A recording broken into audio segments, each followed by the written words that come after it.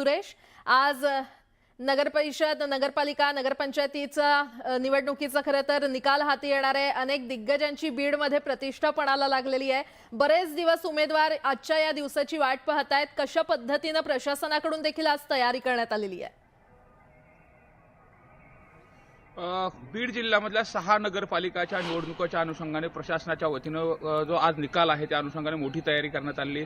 त्याचबरोबर जवळपास 83 लोकांवरती प्रतिबंधात्मक कारवाई करण्यात आली. तर पोलीस प्रशासनाचा जो बंदोबस्त आहे तो देखील मोठ्या प्रमाणात आहे.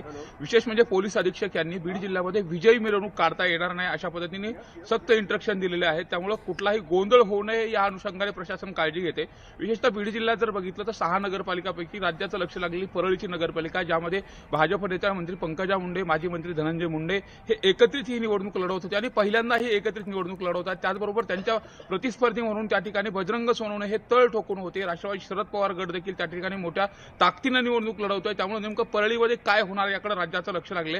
दुसरीकडे जर आपण पाहिलं तर पंडित आणि पवारांचा संघर्ष हा महाराष्ट्राला सर्वश्रुत आहे. यामध्ये गेवराई नगरपालिकेमध्ये वाद देखील झालेला होता. मतदानाच्या दिवशी मोठ्या प्रमाणात दगडफेकीची देखील घटना घडली होती. त्या अनुषंगाने त्या ठिकाणी देखील नेमके वर्चस्व कोण प्रस्थापित करणार हे देखील पाहणं महत्त्वाचं आहे. तर बीडमध्ये जर आपण पाहिलं तर क्षीरसागर बंधूंची प्रतिष्ठापना लागली. यातच जे विजयसिंह पंडित आहेत यांनी देखील बीडमध्ये लक्ष घातलेलं आहे आणि ऐनवेळी निवडणुकीच्या तोंडावरती डॉक्टर योगेश क्षीरसागर यांनी भाजपमध्ये प्रवेश केला होता आणि त्यानंतर पालकमंत्री असलेले अजित पवार यांनी बीड नगरपालिकेची सगळी सूत्र आहे ते विजयसिंह पंडित यांच्याकडे दिलेले होते.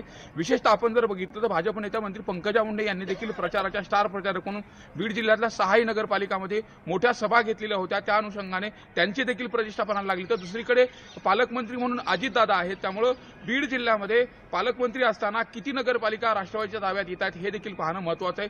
बीड जिल्ह्यामध्ये 5 नगरपालिका या पक्षावरती लढल्या जातात. तर आंबेजोगाईची नगरपालिका ही आघाडीकडून लढली जाते. त्या ठिकाणी राष्ट्रवादी शरद पवार गट आणि अजित पवार गट हे एकत्रित येऊन लोकविकास आघाडी केली आहे. तर भाजपच्या वतीने जनविकास आघाडीच्या माध्यमातून फाईट केली जाते. त्यामुळे एकंदरीत बीड जिल्ह्यामध्ये मतदानाच्या दिवशी ज्या पद्धतीने मारहाणीच्या घटना समोर आल्या होत्या त्या अनुषंगाने प्रशासन देखील अलर्टवरती आहे.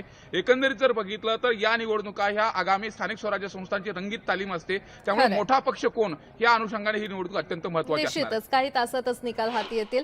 सुरेश, धन्यवाद या संपूर्ण माहितीसाठी. दरम्यान